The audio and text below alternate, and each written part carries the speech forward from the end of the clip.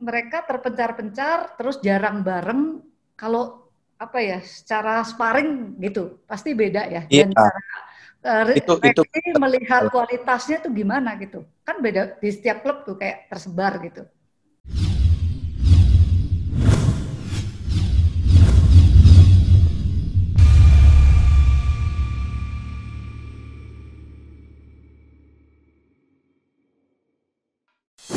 hmm, ya kita harus melihat kualitasnya, ya kita juga harus harus apa?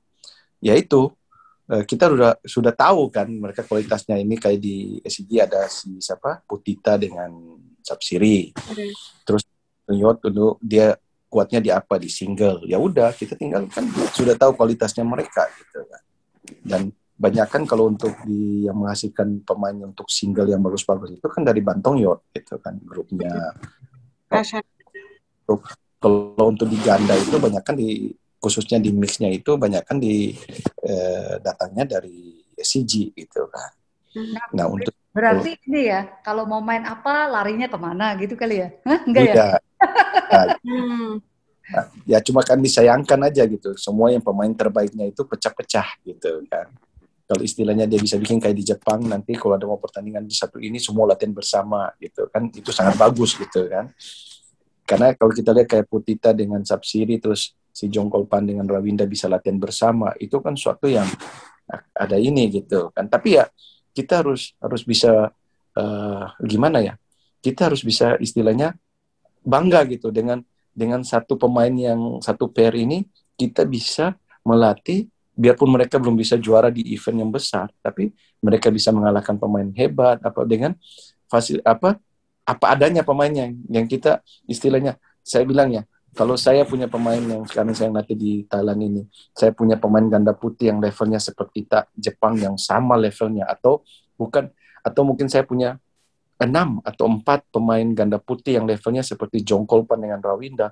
Wah, itu untuk jadikan pemainnya itu senang karena levelnya latihannya, intensitasnya latihannya, level level dalam permainan rally atau apa itu kan sama, gak gampang mati, gak gampang ini, jadi hanya majunya enak gitu kan. Tapi kalau cuma gini kan kita tinggal melihat ini dia mainnya udah cukup belum, kita jadi hanya mengukur dengan feeling kita aja gitu. Nah itu Iya. maksudnya. Nah, Karena kan sparringnya nggak ada gitu kan, yang iya. imbang Ya, gitu kalau loh. ya untungnya kalau kayak Jongkol Pandrawinda ini dia ada sparring laki, tapi gamenya laki dengan game women's Beda. double kan.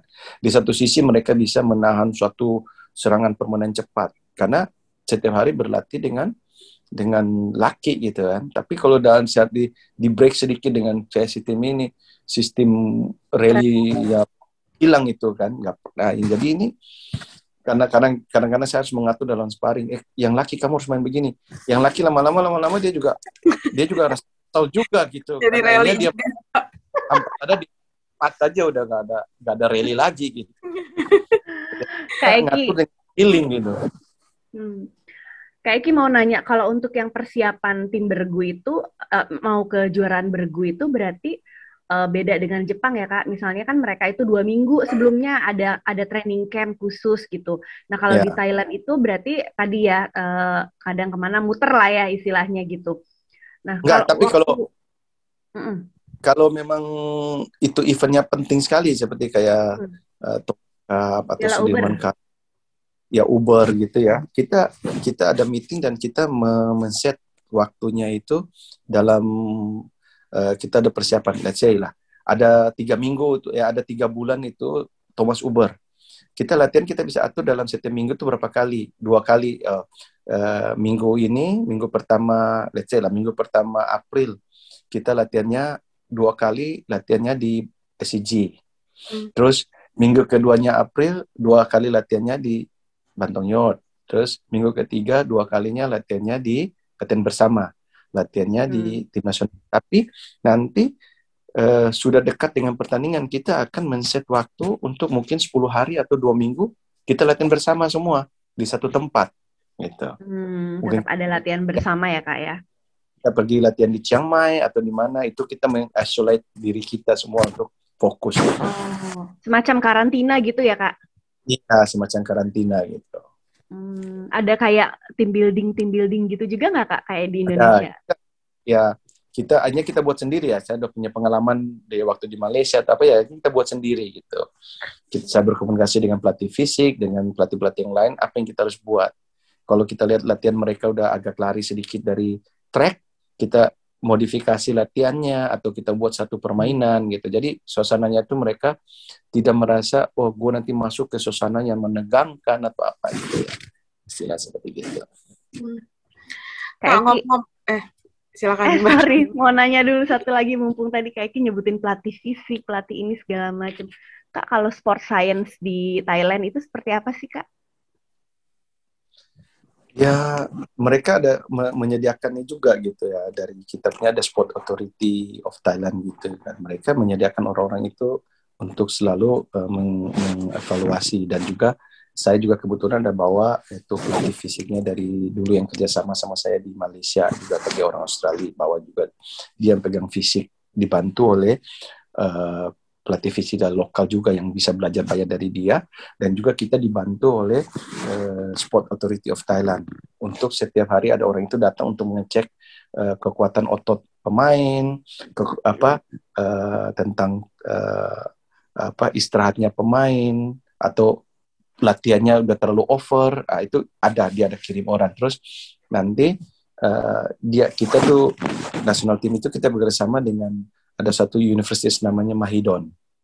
Nah, Mahidol itu mereka kerjasama dan mereka menyediakan seorang nutritionist, mereka menyediakan psikologis, terus mereka menyediakan orang-orang untuk menganalisa atau memberikan memonitor latihan-latihan fisiknya pemain kita dari pelatih-pelatih fisik kita gitu. Jadi itu yang dilakukan oleh tim Thailand. Oke. Kak, tadi kan Kak Eki juga mention ada beragam nih pelatih-pelatih yang ada di Thailand, dan nggak cuman orang lokal ya, orang lokal Thailand. Ada banyak orang asingnya. Itu tuh ada nggak sih Kak kesulitan dalam ngedeliver gitu apa yang mau disampaikan saat latihan? Ada kesulitan nggak sih Kak dengan bahasa asing, misalnya keterbatasan bahasa atau gimana? Ada pernah? Itu pastilah. Sampai sekarang memang itu istilahnya kalau menyampaikan dalam bahasa Inggris itu kadang-kadang saya harus menanyakan mereka udah ngerti secara detail belum gitu. Kalau belum kita harus akhirnya jadi seperti ya istilah harus body language lah yang harus dipakai gitu kan. Kita harus mempraktikkan langsung ya. Saya juga pikir kalau saya begini terus udah umur 70 apa saya bisa praktikkan gitu. Ya, pas saya praktikkan gini keklek gitu kan. Ada nggak Kak yang ini bisa bahasa Taiwan loh, jangan-jangan Rexi ini kita aja yang belum tahu. Iya, bahasa Thailand ini itu memang sangat susah gitu. Jadi sebenarnya gini, ya seperti bahasa Mandarin lah gitu kan. Jadi istilahnya kalau kita bilang saya mau kita teriak, saya mau kita bilang saya tetap arti sama kan. Tapi kalau di Thailand, kalau saya itu bisa kalau kita jemput tinggi udah arti lain. Kita jemputnya sedikit rendah udah artinya lain. Berapa kali kata-kata yang saya sebut mereka ketawa, "Coach, kamu jangan ngomong begitu." Kenapa? Itu harus ngomong begini. Kalau kamu ngomong begini udah artinya udah jorok. Hah? Jadi hanya serba salah gitu kan. Lama-lama saya ngomongnya banyakkan joroknya daripada yang benar. Jadi akhirnya nggak berani. Ya udah. Akhirnya ya pelan-pelan dengan pelatih-pelatihnya aja gitu. Saya udah ngobrol dengan pelatih. Kalau pelatih juga nggak terlalu nampak sampai jelas. Jadi hanya kebetulan ini sekarang yang pelatih baru satu masuk, pelatih tunggal, dia lama di Amerika. Ya dia masuk ya akhirnya bisa juga gitu kan. Tapi selama ini ya saya harus ngomong pelan-pelan. Akhirnya kalau mereka kayak bingung saya lihat, saya mulai ambil itu whiteboard lah. Saya gambar lapangan harus begini, ini. Jadi ya seperti gitulah. Ya itu memang ya, Kak. Jadi banyak Kak keahlian Kak Eki selama di Thailand makin meningkat. Harus menggambar juga soalnya. Ayo dong satu kalimat bahasa Thailand. Ayo dong. Nitnoi. Kalau nolop itu kan maksudnya kalau depan belakang out gitu kan. Memina, memilang. Memina itu depan, nggak ada depan. memilang itu nggak ada belakang. Gitu. Menina. Kalau nengai itu kayak gua teler gitu. Terus mutlek itu capek gitu. Itu nggak ada intonasinya sama sekali ngomongnya. Nah, nggak tahu ini yang saya ngomong ini benar apa enggak gitu intonasi.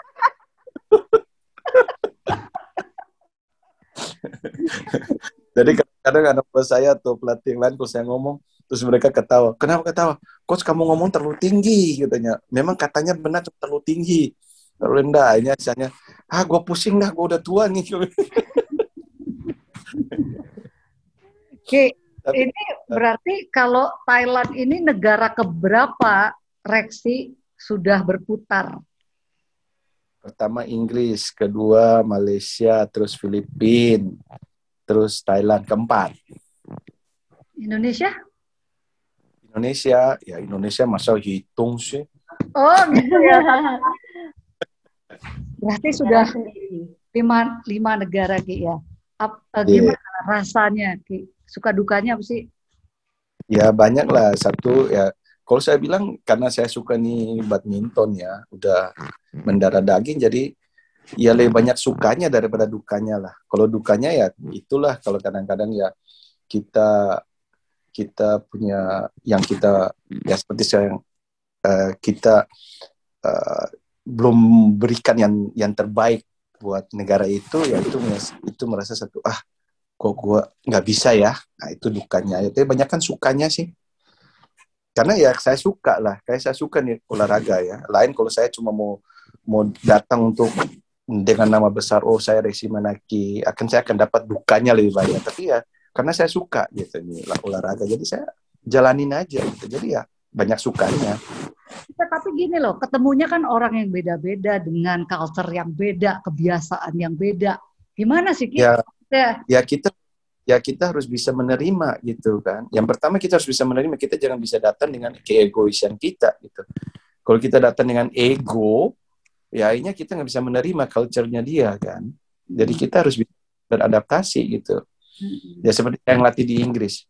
Saya mau hantam dengan cara saya Asia, nggak akan masuk. Akhirnya saya 50-50 gitu. Bahkan bisa dibilang 60-40 gitu kan. Berarti ya kan, Ki, kenapa? Saya buat begini. Nah, itu saya jelaskan gitu.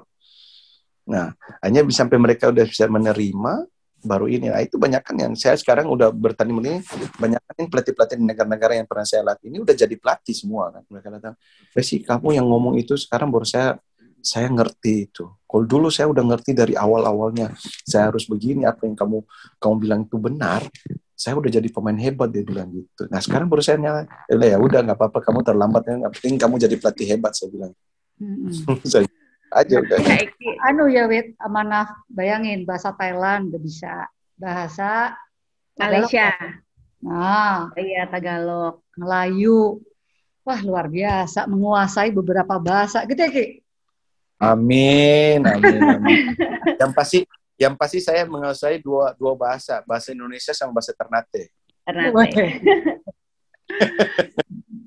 Kak Eki, dari sekian banyak pengalaman, yang paling berkesan itu yang mana Kak? Baik melatih maupun pas jadi pemain? Kalau jadi pemain ya, berkesan semua lah. Ya, yang paling teringat lah Kak. Ya kalau buat saya ya orang pasti kan Olimpik ya. Tapi yang buat itu yang paling sangat berkesan sekali itu ya Thomas Cup 98 itu. Karena terjadi huru-hara itu di Indonesia ya. Sisi ini bertanding di dalam tekanan bukan hanya, kalau buat saya waktu 98 tekanan bukan dari pihak lawan. Saya nggak ada. Saya bukan istilah saya kalau bertanding karena saya enjoy ya. Saya percaya apa yang saya sudah latihan itu akan membawa saya kepada performance yang baik gitu kan. Jadi saya nggak pernah takut lawan siapapun, saya nggak pernah takut waktu saya jadi pemain itu. Saya ngelawan, ayo lu mau lawan ya paling saya kalah. Saya bilang kalau kamu lebih baik saya kalah, itu aja berarti saya latihan lagi. Jadi saya benar-benar enjoy ya. Cuma waktu 98 itu kan di saat-saat itu ya terus terang dalam saat saya waktu lagi bertanding itu istri saya itu si Henny lagi hamil anak kedua itu. Iya kan? Terus di satu sisinya itu kita harus bertanding jauh dari istri ini semua ini gimana ini. Oh, jadi istilahnya yang sangat berkesan itu kita bisa memberikan yang terbaik buat Indonesia gitu. Dalam keadaan seperti gitu, kita bisa berikan yang terbaik di samping kita harus benar-benar dalam istilahnya antara suasana yang kalau kita beruntung kita masih hidup, ya kan istilahnya. Ya kebetulan saya jauh kan. Kalau tapi waktu itu istri saya lagi hamil, anak kedua itu kalau istilahnya nggak beruntun, bisa-bisa saya balik kan udah nggak ketemu istri gitu kan. Iya kan istilahnya jeleknya gitu ya. Tapi ya kita bisa itu sangat berkesan lah. Kita bisa datang membawa piala Thomas itu dalam suasana Indonesia itu dalam berkabung gitu. Biasanya kan kita datang ke bawah itu kan terjadi satu penyambutan atau apa, tapi ini kita datang dalam Indonesia dalam berkabung gitu. Satu yang berkesan sekali. Nah, itu buat sebagai pemain lah. Tapi kalau sebagai pelatih itu bagaimana saya bisa datang dari negara yang berbeda culture-nya dengan dari itu datang ke Inggris gitu kan. Dan di sana saya bisa membuat suatu perubahan-perubahan, biarpun banyak ada awal-awal banyak pertentangan, tapi hanya menjadi suatu saya punya ide-ide banyak yang bisa mereka bisa menerima, dan itu membawa Inggris bisa meraih prestasi yang cukup baik gitu di All England juara. Dan itu juaranya bukan hanya satu pasang doang gitu. Waktu itu All England juaranya si Nightingale, terus habis itu ada Anthony sama si Donna Kellogg gitu kan. Dan terus di Olimpik bisa medali emas, terus juara-juara berapa Super Series. Ya itu satu yang saya bilang sangat berkesan gitu.